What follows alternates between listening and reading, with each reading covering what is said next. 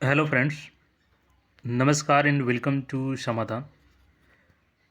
साथियों, उम्मीद है कि आप सब अच्छे होंगे और साथ ही साथ आपकी स्टडी भी अच्छे से चल रही होगी।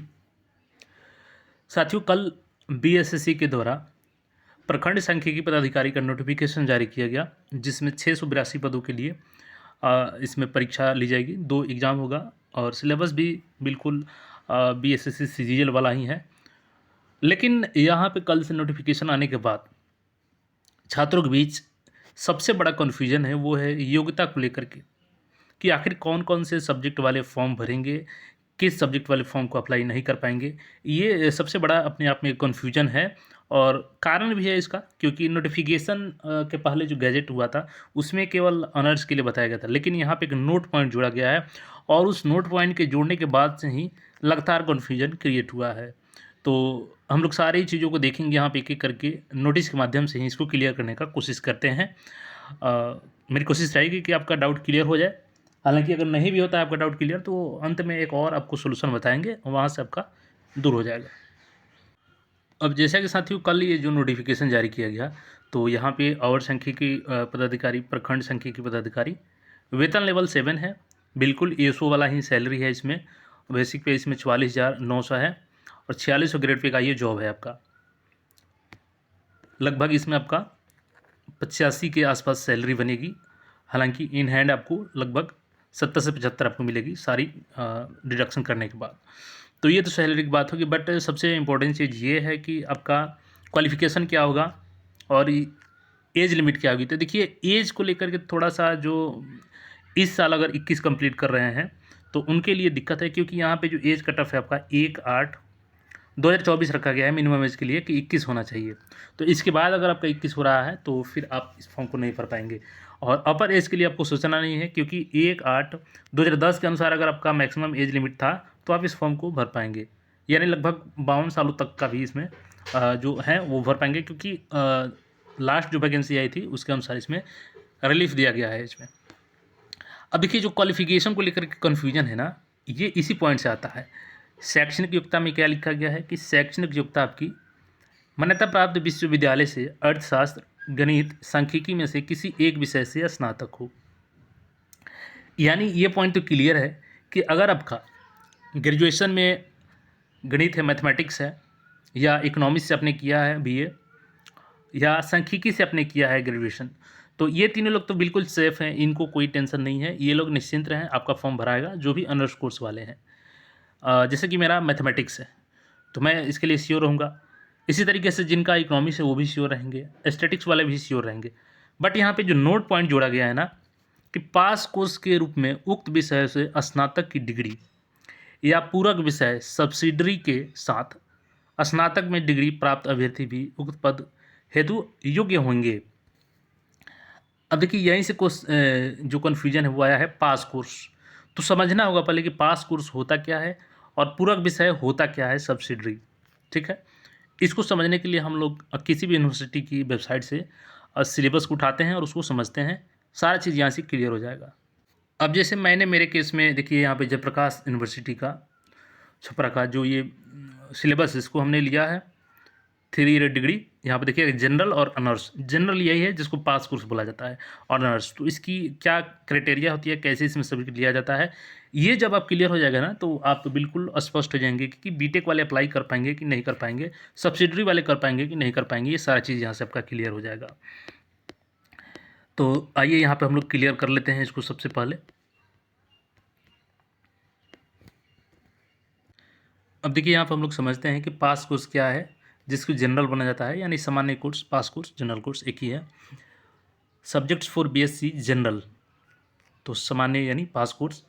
देखिए, a candidate for the BSc general examination shall be required to offer and be examined in 3 optional subjects comprising 9 papers and 1-2 language as composition comparing 2 papers and 1 paper on general and environmental studies, totaling 12 papers dividing into 4 papers for each part of the course according to the following structure।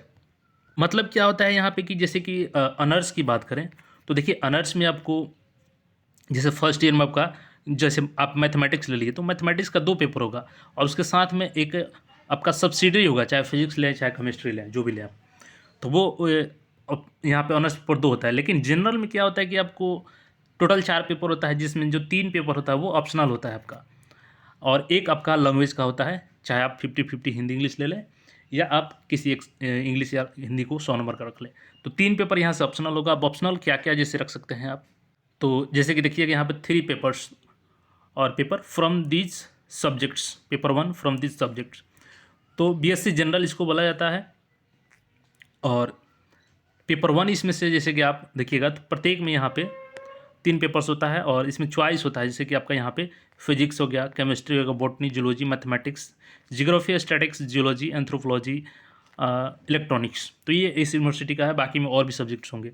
तो यहाँ से जैसे आपने पास general course लिया या पास course, तो इसमें से आप जैसे कि कोई एक सब्जेक्ट मैथमेटिक्स चूज़ कर लिए, बाकी के 2 और कोई सब्जेक्ट चूज़ कर लिए, लेकिन आप यहाँ पे डीप नॉलेज नहीं लेंगे, केवल मैथमेटिक्स का एक पेपर ही होगा आपका, फर्स्ट ईयर में भी, सेकंड ईयर में भी और थर्ड ईयर में भी। तो ये हो गया जनरल कोर्स। और इसी तरीके से देखिएगा यहाँ पे, तो ऑनर्स का देखिएगा यहाँ पे, तो ऑनर्स में क्या होता है कि आपका यहाँ पे जैसे कि फर्स्ट ईयर में 2 पेपर आपका हो गया, पेपर 1 एंड पेपर 2, ये ऑनर्स पेपर हो गया, और एक सब्सिडरी हो जाता है यहाँ पे, ठीक है, और एक आपका कंपोजिशन हो जाता है। लेकिन जनरल में क्या है कि यहाँ पे 3 पेपर जो होते हैं वो स्पेशलाइजेशन नहीं होते हैं, अलग अलग सब्जेक्ट होते हैं तीनों, यानी कि ऑनर्स पेपर नहीं होता है वहाँ पे, तो वो हो जाता है आपका पास कोर्स।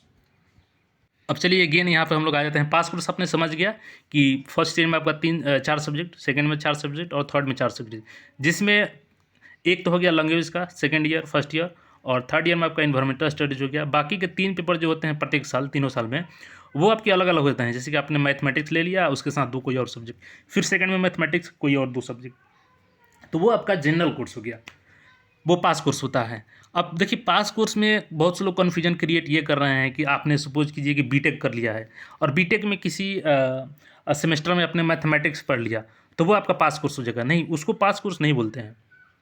पास कोर्स एक अलग ही डिग्री है। बीटेक डिग्री तो आपकी वो ग्रेजुएट लेवल की डिग्री हो गई, एक टेक्निकल डिग्री हो गई, बट जो पास कोर्स होता है वो डिफरेंस होता है, जो कि हमने आपको बताया। तो इस हिसाब से जो बीटेक वाले हैं वो तो फॉर्म को नहीं भर पाएंगे, बट फाइनल नतीजा आप यहीं पे नहीं पहुंच जाना है। अगर आपको लगता है कि नहीं बीटेक वाले शामिल हो सकते हैं, तो आपको एक और काम करना होगा। बीएसएससी को आप मेल कीजिए, क्योंकि अभी फॉर्म भरने में काफ़ी समय है। आप ज़्यादा से ज़्यादा आप लोग आरटीए लगाइए, राइट टू इन्फॉर्मेशन के तहत आप लोग सूचना मांगिए बीएसएससी से कि हम बीटेक किए हैं इस सब्जेक्ट से, तो क्या हम एलिजिबल होंगे या इनको एलिजिबल किया जाएगा कि नहीं बीएसओ फॉर्म के लिए। तो ये चीज़ आपको 2 काम करना है। बट जो यहाँ पे कोर्स का नाम दिया गया है, सब्सिडरी वाले तो बिल्कुल एलिजिबल हैं।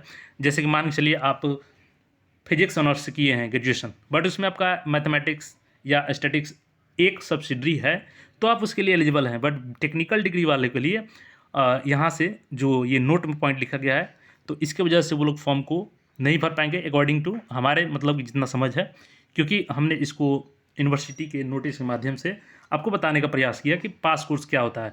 और जो पास कोर्स की परिभाषा है उसमें बीटेक की डिग्री आपकी फिट नहीं बैठती है, तो इसलिए हमने यह बताया, क्योंकि यहाँ पे केवल पास कोर्स लिखा गया है, बाकी कोई कुछ नहीं लिखा गया है और सब्सिडरी लिखा गया है। तो इसलिए अभी के हिसाब से बीटेक वाले इस फॉर्म को नहीं भर पाएंगे।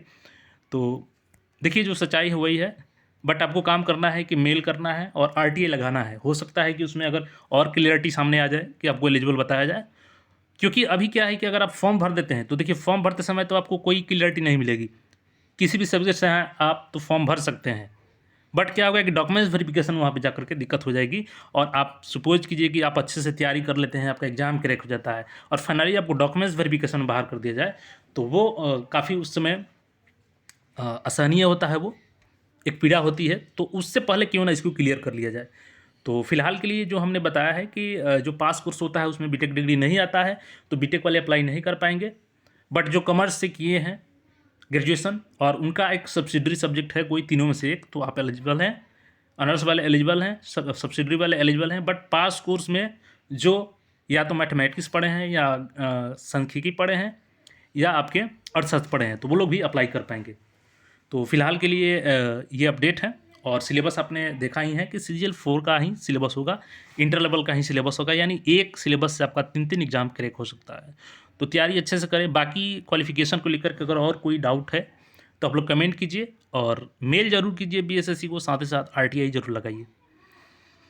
बाकी मिलते हैं हम लोग माइक्रो लेवल सिलेबस के साथ, तो चैनल को सब्सक्राइब करके जुड़ रहे हैं। धन्यवाद।